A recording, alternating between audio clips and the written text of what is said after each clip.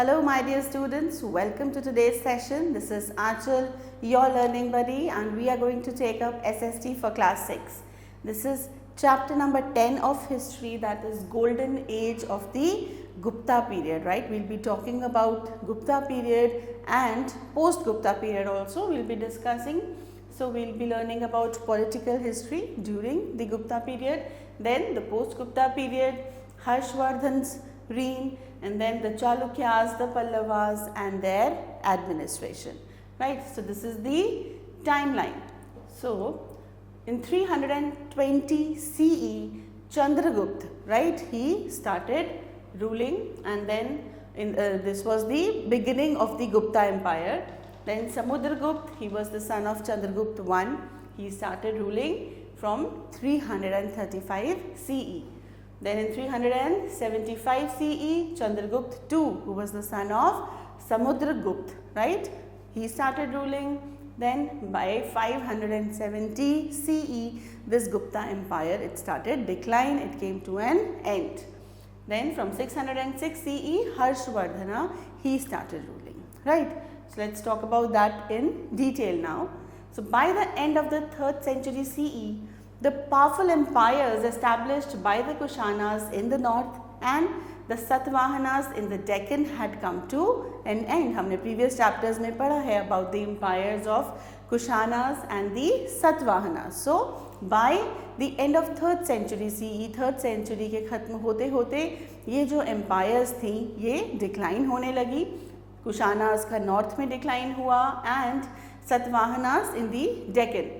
So it was against this background that the Guptas emerged to dominate the history of India for the next 2 centuries. So इनके decline के बाद, इनके empires के खत्म होने के बाद Guptas came into rule. So let's see from where we get this information. What are the sources? Information about the Gupta period is available from both archaeological and literary sources. हमारे पास दोनों evidences हैं, archaeological evidences भी हैं, and there are ample literary sources also about जिनको पढ़कर we get information about the Gupta period. The most important archaeological source is the Allahabad pillar inscription. Allahabad का जो pillar है, right, उसके ऊपर जो inscription है, written records हैं, उससे पता चलता है हमें बहुत कुछ about the Gupta period. Temples, paintings and coins, these are some archaeological sources from which we get information. The main literary sources include the works of Kalidas and the accounts of Fahian and Itzing. So ये जो writers थे, foreign travelers थे, ये आए, इन्होंने इस period के बारे में काफ़ी कुछ लिखा है अपने accounts में. So they form the main Fahian and Itzing. इनके जो अकाउंट्स हैं उनसे पढ़कर हमें बहुत इन्फॉर्मेशन मिलती है. And then the main literary source उस टाइम का कौन सा है? The works of Kalidas, right. Now let's talk about the Gupta period in detail. So Chandragupta first, he reigned from 320 to 335 CE. The first powerful ruler of the dynasty was Chandragupta first. He married Kumara Devi and she was a princess of the Licchavi tribe. Republican tribe है ये, जिसकी princess थी Kumar Devi. So Chandragupta first ने कुमार देवी से marriage किया. His empire extended from Magadh to Prayag, that is Allahabad. He adopted the title of Maharajadhiraja, right, king of the kings, which means king of the kings. So किसने ये title adopt किया महाराजाधिराज? चंद्रगुप्त फर्स्ट ने. Alright, next comes the Samudragupta, right? Samudragupta का reign था from 335 to 375 CE. So Samudragupta, he was son of Chandragupta first, was the greatest ruler of the dynasty, right? He was one of the greatest. An inscription engraved on a pillar at Prayagraj, popularly called the Allahabad pillar inscription, or it is known as the Prayag प्रशस्ति, is the main source of information on his reign. So Samudragupta के बारे में हमें पता चलता है Allahabad pillar inscription, जो कि जिसको प्रयाग प्रशस्ति भी कहा गया है. This प्रयाग प्रशस्ति, it is the main source of information on Samudragupta's reign. It lists the regions conquered by the king. उसके अंदर किंग समुद्रगुप्त ने कौन कौन से रीजन्स को कॉन्कर किया था, उन सब की लिस्ट है उस पिलर पर. It also mentions the ancestors of the king, उनके इंसेस्टर्स की भी इंफॉर्मेशन है. And the prashasti was composed by Samudragupta court poet Harisena. किसने ये प्रशस्ति मतलब क्या होता है, किसी की तारीफ में, किसी की प्रेज में जो कंपोज किया जाता है उसको प्रशस्ति बोलते हैं. And that was composed by Samudragupta के जो कोर्ट पोएट थे हरिसेन, उन्होंने ये कंपोज किया था. Now, do you know what a prashasti is? Let's talk about that in detail. The word prashasti comes from the Sanskrit word and it means in praise of. किसी की तारीफ में जो पोम लिखी जाती है उसे प्रशस्ति कहते हैं. Court poets often wrote accounts in which they listed the achievements of the king and praised him, जिसके अंदर उनकी जो किंग की अचीवमेंट्स थी, उनके कहाँ कहाँ कॉन्क्वेस्ट हुए, उन्होंने क्या क्या बैटल्स विन किया, कब से कब तक. So all those dates everything were included in the prashasti and उनके प्रेज में, उनकी प्रेज भी लिखी जाती थी प्रशस्ति में. Then they engraved such accounts on pillars so that the people could read them. So ये लिखने के बाद उनको पिलर्स पर एनग्रेव कराया जाता था जिससे कि सब लोग उसको पढ़ सकें. Given in the box, later you will see here is a box जहाँ पर हम एक प्रशस्ति रीड करेंगे. They describe the kind-hearted nature of the king. इस प्रशस्ति में समुद्रगुप्त की प्रशस्ति है जिसके अंदर उनके kind-hearted nature के बारे में डिस्क्राइब किया गया है. Let's see that. So Samudragupta the kind king, Samudragupta थे, उनको बहुत ज़्यादा काइंड किंग माना गया है, दयालु माना गया है. Whose mind busied itself with the support and the initiation of the miserable, the poor, the helpless and the afflicted. मतलब ये ऐसे किंग थे जिनके दिमाग में हमेशा क्या चलता रहता था, लोगों की pains, he used to feel the pain of poor, miserable, helpless and afflicted, जो सफरिंग, जो लोग सफ़र कर रहे थे, उन सब के बारे में उनका दिमाग हर टाइम सोचता रहता था. He was the glorified personification of kindness to mankind, right? उनकी जो kindness थी, it was personified. Personified का मतलब क्या होता है? Personification का मतलब होता है जब हम किसी चीज़ को human attributes देते हैं, right? So उनकी जो kindness थी, he was the glorified personification of kindness. Kindness का जीता जाता रूप माना गया था समुद्रगुप्त को. Whose officers were always employed in restoring the wealth of the various kings who had been conquered by the strength of his arms. जिनके officers हमेशा उनका क्या काम रहता था, क्योंकि वो इतने battles जीतते थे तो उनका काम होता था to restore the wealth of the various kings who had been conquered by the strength of his arms. Jin Jin kings को उन्होंने हराया है उनकी wealth को restore करना.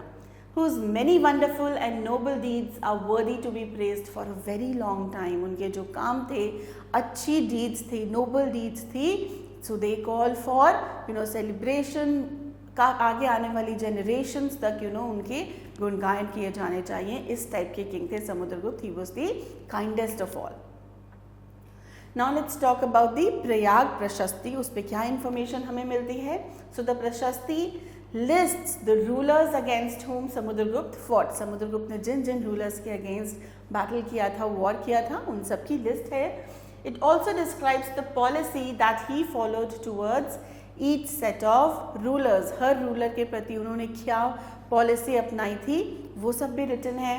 So in the north, Samudragupta defeated 4 powerful kings and numerous smaller kings. North में उन्होंने 4 powerful Kings को डिफीट किया था और बहुत सारे छोटे छोटे किंग्स को भी.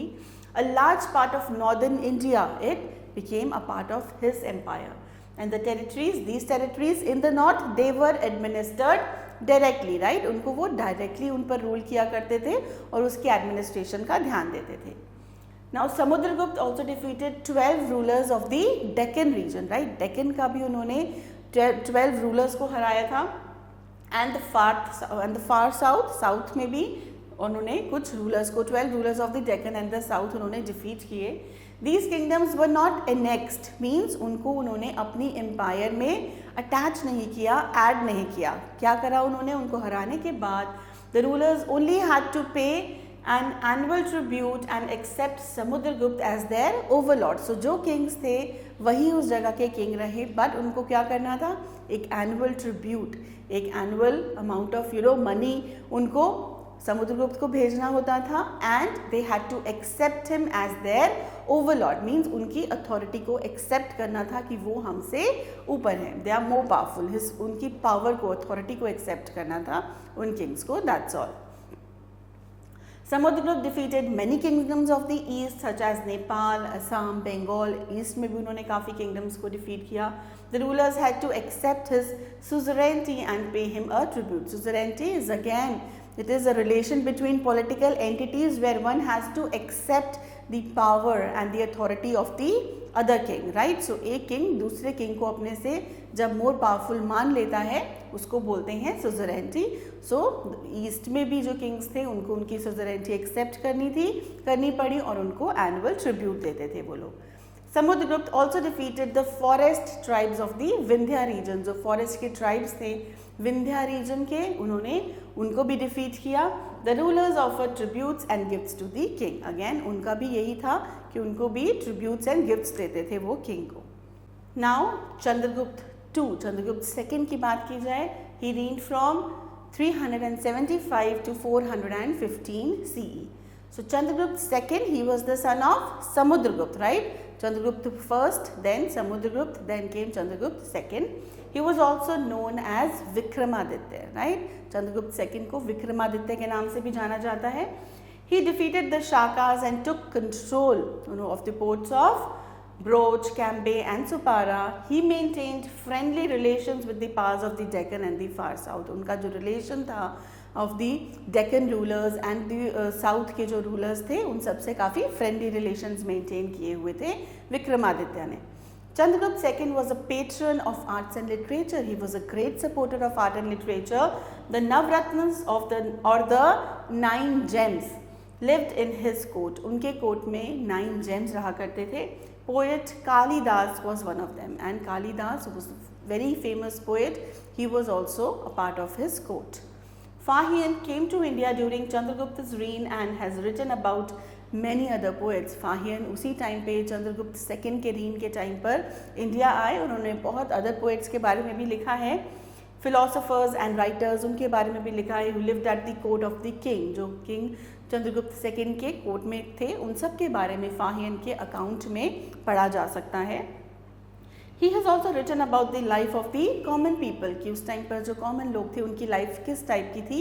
He has also included that in his account, right?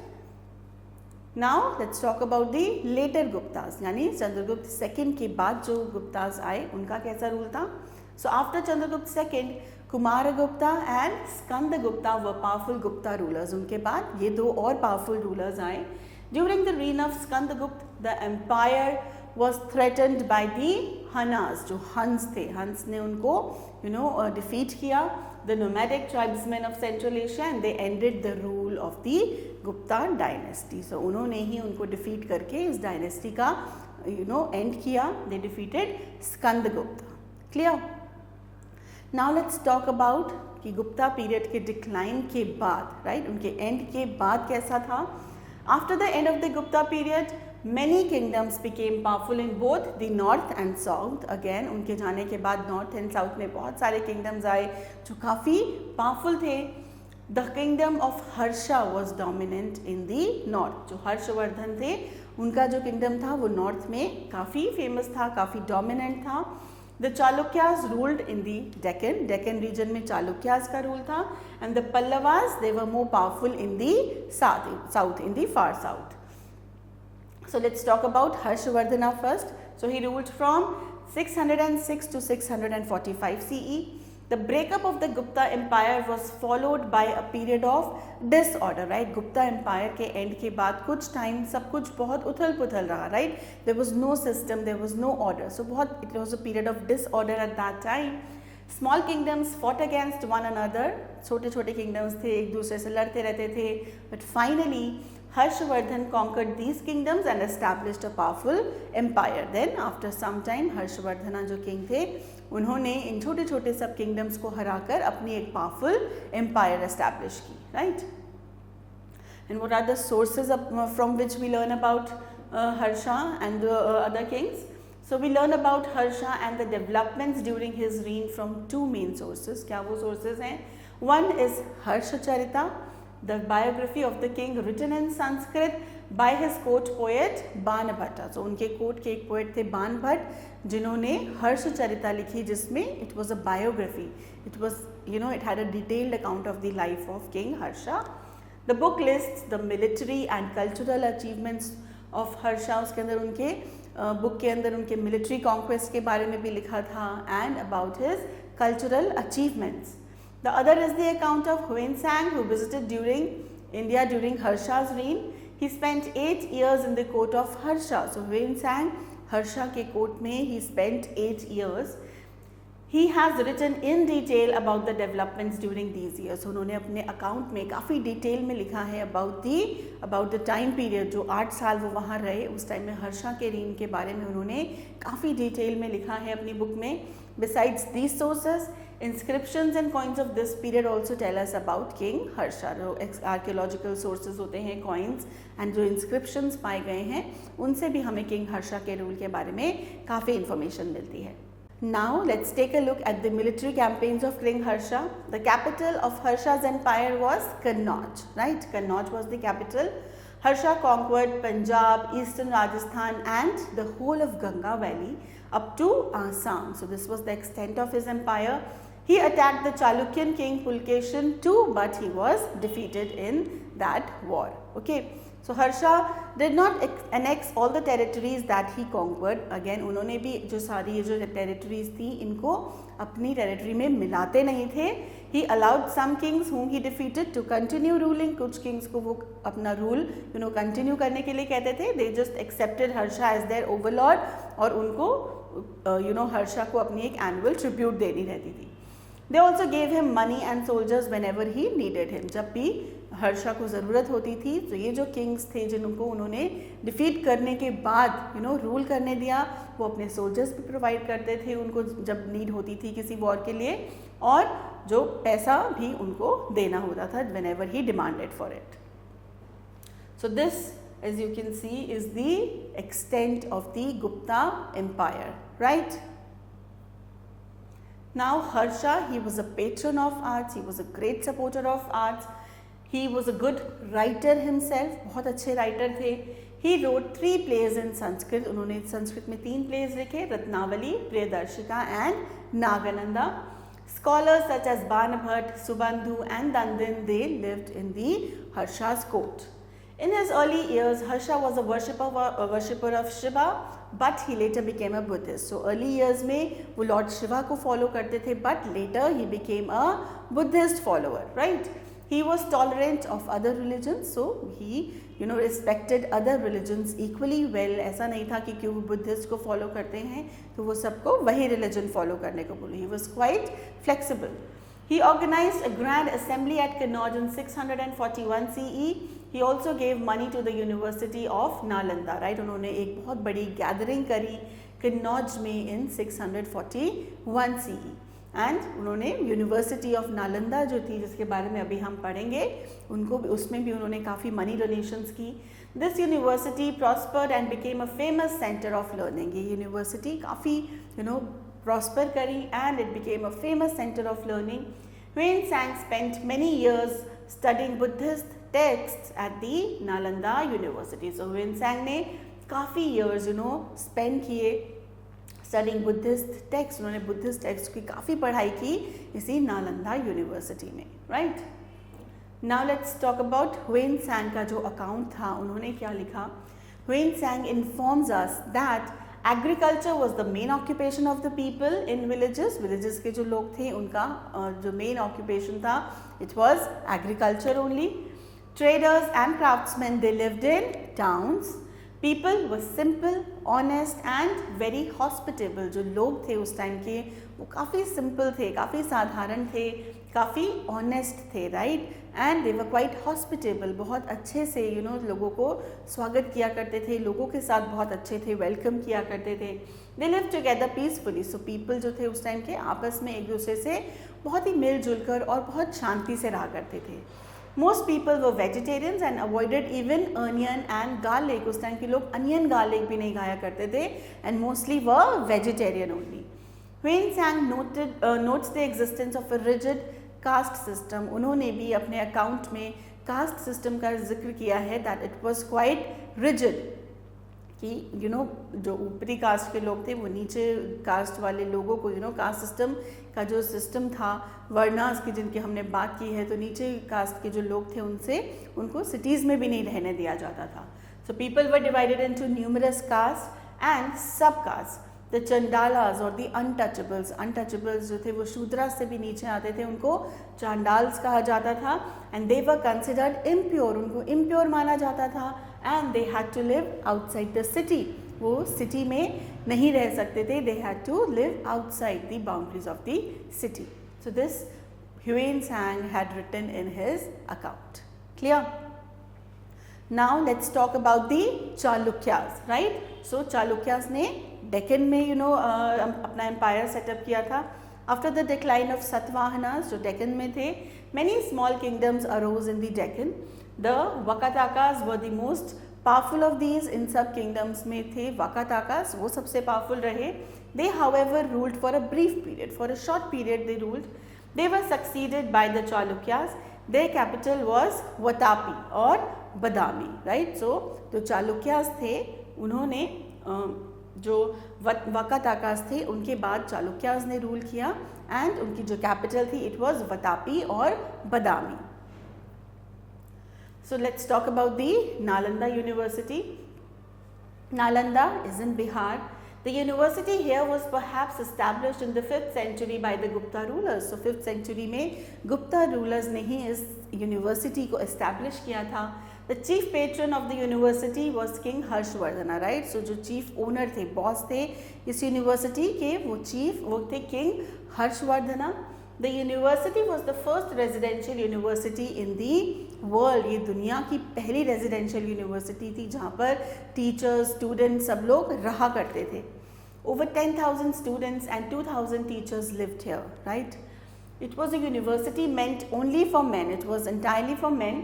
Students who wanted to join the university were interviewed by senior monks. जो senior monks थे उस university के, वो interview किया करते थे students को whether they are capable of joining the university or not. Only when the monks was convinced, they were satisfied that a particular student was serious, वो पढ़ाई के लिए serious है and keen to learn more, was he granted admission. Admission जो था students को इतना easily नहीं मिलता था. जो सीनियर मंक्स थे वो इनका इंटरव्यू लेते थे. They used to check whether they was actually serious और कीन टू लर्न, तभी उनको एडमिशन दिया जाता था. Otherwise they were denied admission in the Nalanda university. So what were the subjects taught there? Buddhist philosophy, logic, grammar, medicine and the Vedas. These were the subjects that were taught at that time. The library of the university was spread over 3 buildings. It had a vast library जो 3 buildings में फैली हुई थी. One of the 3 was called Ratna सागर, और एक उनमें से एक लाइब्रेरी को रत्ना सागर कहा गया था, which means an ocean of gems, right? एक gems का जो क्या कहते हैं उनको, valuable stones जो होते हैं उनका एक सागर माना गया है, महासागर माना गया है. The university flourished between the 5th and the 12th century. So this university, it flourished between 5th and 12th century. Now let's talk about Pulakeshin II. He reigned from 608 to 642 CE. So the most famous Chalukyan ruler, Pulakeshin II was a Chalukyan ruler. We got information about his reign from the Prashasti of his court poet रविकृति. सो उनके जो court के poet थे रविकृति, उन्होंने पुलकेशन के बारे में एक प्रशस्ति लिखी थी. उससे पढ़कर हमें उनके रीन के बारे में पता चलता है. He informs us that the king defeated Harsha and checked his advance into the Deccan. So king Harsha ने जब डेक्कन में उनको अटैक किया, इन्वेड करने की कोशिश की, सो पुलकेशन ने उनको डिफीट किया. Pulakeshin second also raided the territories of the Pallavas. उन्होंने पल्लवास पर भी इन्वेट किया. He defeated the Pallava king Mahendra Varman first, right. उन्होंने पल्लवा किंग महेंद्र वर्मन फर्स्ट को भी पुलकेशन सेकेंड ने हरा दिया था. So Pulakeshin second sent an embassy to the court of Khusrau second the king of Persia, उन्होंने अपने एक रिप्रेजेंटेटिव, अपना एक एम्बेसडर भेजा to the king of Persia. His name was Khusrau II. This strengthened the ties of friendship between the two kingdoms. उन्होंने जब अपना दूत वहाँ भेजा तो उन दोनों किंगडम्स के बीच में जो फ्रेंडशिप थी वो और ज़्यादा स्ट्रेंथन हो गई, स्ट्रॉन्ग हो गई. Huinsang during his stay in India visited the court of Pulication II. So Huinsang ने Pulication II का भी कोर्ट में विजिट किया. He also toured the countryside and was impressed with the administration there. Countryside means जो city and towns की बाहर का जो हिस्सा होता है, सिटीज से बाहर. सो उन्होंने वहाँ पर भी ह्यूएनसांग गए एंड ही फाउंड दैट वहाँ भी administration it was quite remarkable, बहुत अच्छा एडमिनिस्ट्रेशन था. The Chalukyas became week after the death of Pulakeshin II and the Rashtrakutas replace them, right. So after Pulakeshin II's death Rashtrakutas ने उनको रिप्लेस किया क्योंकि उसके बाद उनकी एम्पायर काफ़ी वीक हो गई थी. Now let's talk about the Pallavas. The Pallavas ruled from Kanchipuram on Kanchi or Kanchi near Chennai. Mahendravarman I, that is from 600 to 630 CE he ruled, and Narasimhavarman, who ruled from 633 to 668 CE, were the powerful rulers of this dynasty. Narasimhavarman I defeated Pulication II and captured Vatapi, right. So Pulakeshin II को नरसिम्हा वर्मन ने defeat किया और उनकी जो capital थी वतापी उसको उन्होंने capture कर लिया. After this victory he took the title of Vatapi Konda, उन्होंने ये टाइटल अज्यूम किया. और what is the meaning of Vatapi Konda? It means the conqueror of Vatapi. He also led successful expeditions to Sri Lanka. Sri Lanka में भी उन्होंने quite a lot of expeditions किए. Continuous military conflicts weaken the Pallavas. So बार बार जो कंटिन्यूस उनके जो ये मिलिट्री कॉन्क्वेस्ट हो रहे थे, बैटल्स हो रहे थे, इसकी वजह से उनकी जो मिलिट्री थी, उनकी जो आर्मी थी वो काफ़ी वीक होने लगी. Their rule was ended by the Cholas in the 9th century. 9th century में पल्लवास के रूल को एंड किया चोलास ने. Now let's talk about there administration. We get to know about the administration system of the period from the accounts of Fahian and Huinsang. इन दोनों के account से उस period के बारे में, एडमिनिस्ट्रेशन के बारे में काफ़ी इंफॉर्मेशन मिलती है. The king was the head of the administration and उनके पास एक काउंसिल ऑफ मिनिस्टर्स थी, टीम ऑफ मिनिस्टर्स थी, कमिटी थी जो उनको एडवाइस किया करती थी, उनको असिस्ट करती थी. The empire was divided into provinces और भक्तीज, राइट. उनको भक्तीज कहा जाता था, राज्यों को. Princes were often appointed as the governors of these provinces. जो प्रिंस होते थे, जो किंग्स के बच्चे होते थे, उन्हें इन प्रोविंस का क्या बनाया जाता था? गवर्नर अपॉइंट किया जाता था. They were assisted by many officers and then several officers were appointed to assist these princes in the administration or governance of these provinces. The provinces were further divided into districts or vishayas, okay, and these the आयुक्त जो थे वो appoint किए जाते थे. दे administered दी districts. Districts की administration के लिए लोगों को लोग होते थे जिनको आयुक्त कहा जाता था.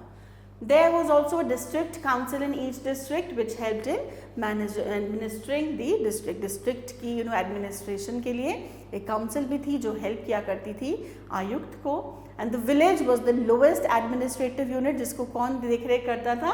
It was looked after by the elders of the village. Village के जो एल्डर लोग थे वही अपनी विलेज को एडमिनिस्टर किया करते थे.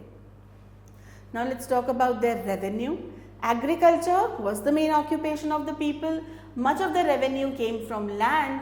There were numerous revenue officers to collect the revenue. Revenue collect करने के लिए बहुत सारे ऑफिसर्स अपॉइंटेड थे. Merchants and craftsman they also paid taxes, so उससे भी किंग को रेवेन्यू आता था. The money so collected was used to ensure good administration, give grants. अच्छी एडमिनिस्ट्रेशन के लिए वो पैसे यूज़ किया जाता था. ग्रांट्स देने के लिए. ग्रांट्स क्या होते हैं? जैसे कभी कोई किंग के पास अप्रोच करता है किसी हेल्प के लिए, तो उस मनी से उसकी हेल्प की जाती थी. एंड डोनेशंस, जो डोनेशंस देने होते थे. And most importantly that money was use to maintain the large army, right. To maintain an army consisting of horses, elephants, chariots and foot soldiers required a lot of money. एक army को, एक बड़ी army को maintain करने के लिए काफ़ी सारा पैसा चाहिए होता है, and that came from the taxes they collected from the people, right? Now there were some new features that took place, that were added in this period. Some new developments took place during this period. The administration became decentralized. Decentralized means जो center थे, जो king थे, उससे हटकर जो उसके जो officers थे, they could take decisions on their own. They were not dependent on the king. वो अपने decisions खुद ले सकते थे. So local officers were independent of central control. They took decisions on their own. वो अपने decisions अपनी administration की, जिस local body की वो administration कर रहे हैं, उसके decisions लेने के लिए they were free. In the region ruled by the Pallavas, जो Pallavas का ruled region था, there were two local assemblies, the Ur and the Sabha. So Ur and the Sabha, they were the two local assemblies during Pallavas rule.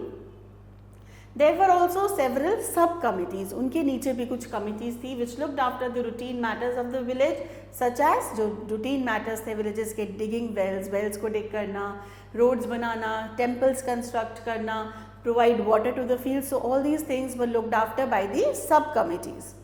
Some administrative positions became hereditary. कुछ positions ऐसी थी जो hereditary हो गई, यानी father के बाद उसके son को ही वो position मिलती थी. On many occasions, the son succeeded to the post held by his father. The administrative officers came to be paid in land grants instead of cash. So ये जो officers थे, जो administration का ध्यान मतलब administration करते थे, उनको cash की बजाय किस चीज़ में pay किया जाता था? They were paid in land grants. उनको lands दिए जाते थे. So the officers were expected to collect revenue from this land. उस land से जो revenue आता था वो उन officers को collect करना होता था. This made them even more independent. So वो revenue लेकर वो और ज़्यादा independent हो गए. Whenever there was a weak ruler at the center, they broke away from his control and declared themselves independent. So जब भी center में कोई भी weak ruler आता था तो वो अपने आप को उससे free कर लेते थे अपने आप को. They broke from his control and अपने आप को independent घोषित कर दिया करते थे. Right? So this was something new that came up in the administration. Now this is the glossary, children. Please go through this and let's have a quick review. Samudragupta, he was a powerful ruler. The Allahabad pillar inscription lists his conquest. उनके जो conquest है उनकी पूरी list हमें Allahabad pillar के inscription में पढ़ने को मिलती है. Chandragupta second, he was equally powerful and the Navratnas, जो 9 gems थे वो उनके कोर्ट में रहते थे. Harshvardhana ruled over northern India from Kannauj. So Harsha की जो empire थी उसका capital Kannauj था. We learn about his reign from Harshacharita and Huain Sang के जो accounts थे उनसे हमें उनके reign के बारे में पता चलता है. The Chalukyas ruled from Vatapi in the Deccan and Pulikeshin too was the most powerful ruler. He defeated Harshvardhana and Mahendravarman first. Pallavas ruled from Kanchi, Mahendravarman first and Narasimhavarman first. They were very powerful Pallava rulers, right? So now let's begin with our exercises, children. First one. So you have to darken the correct options in this OMR sheet. Chandragupta first took the title of, उन्होंने कौन सा title लिया था? Maharaja Dhiraj, right? So he took the title of Maharaja Dhiraj. Number 2, the important archaeological source of the Gupta period is the which pillar inscription? Yes, it was the Allahabad pillar inscription. Number 3, kingdom was divided into provinces और उनको क्या कहा जाता था? Bhaktis. Number 4, during the reign of Dash, the Gupta empire was threatened by the Hanas. तो Hanas ने किसको threaten किया था? Skandagupta. Number 5, Dash visited India during Harsha's reign. So Harshvardhan के reign में किस foreign traveler ने visit किया था? It was Huain Sang, right? Done? Let's see the next question. Fill in the blanks. The main literary sources include the works of, so main literary source किससे हमारा क्या है main literary source?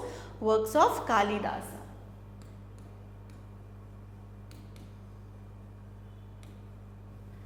Number 2, a large part of Dash India became part of Samudragupta's empire. So Samudragupta की empire जो थी, it included large part of northern India.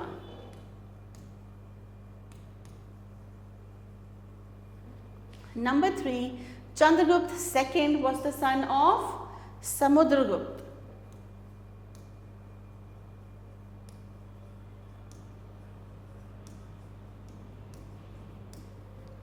And number 4, Harshacharita, the biography of the king, is written by his court poet Banbhat.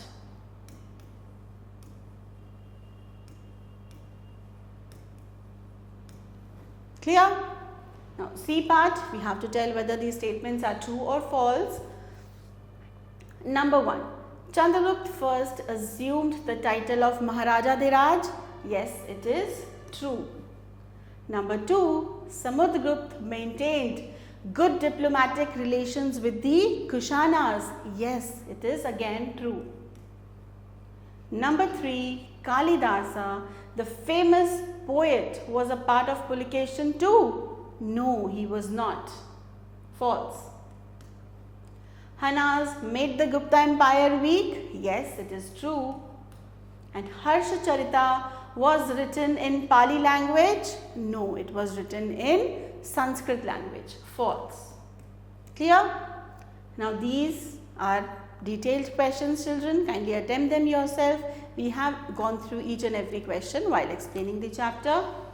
So this way we come to an end of this chapter. I hope you now have a good idea about the Gupta period and also the period that came after their decline. So I hope to see you in the next chapter, children. Till then, you all stay blessed and have a good time. Bye-bye.